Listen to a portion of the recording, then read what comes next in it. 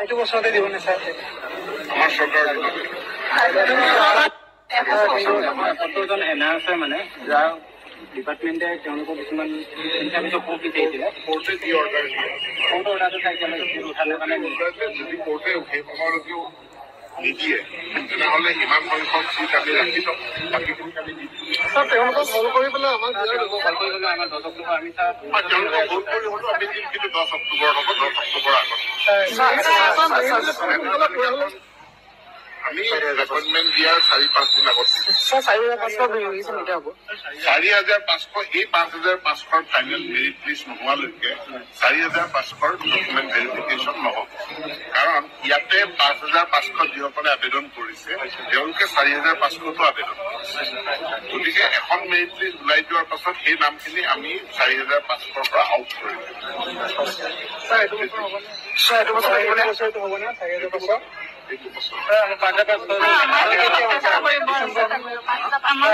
যিটো মানে বাধা ৰাখি থৈছে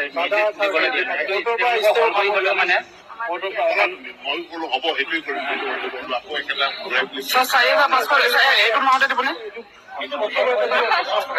এইটো বছৰতে দিব নে ছাৰ? এইটো বছৰতে দিব নে ছাৰ? আমাৰ চৰকাৰ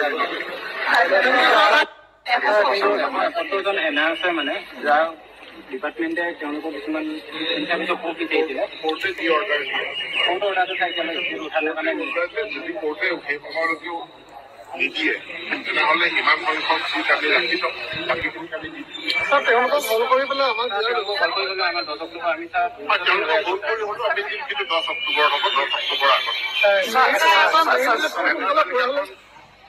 আমি এপইণ্টমেণ্ট দিয়াৰ 4-5 দিন আগত 4,500 এই 5,500 ফাইনেল মেৰিট লিষ্ট নোহোৱালৈকে 4,500 ডকুমেণ্ট ভেৰিফিকেশ্যন নহ'ব। কাৰণ ইয়াতে 5,500 যিসকলে আবেদন কৰিছে তেওঁলোকে 4,500টো আবেদন কৰিছে। গতিকে এখন মেৰিট লিষ্ট ওলাই যোৱাৰ পাছত সেই নামখিনি আমি 4,500ৰ পৰা আউট কৰি দিম। এইটো বছৰ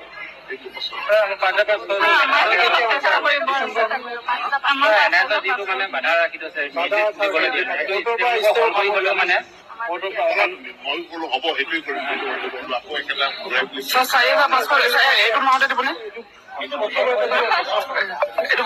এইটো বছৰতে দিব নে ছাৰ?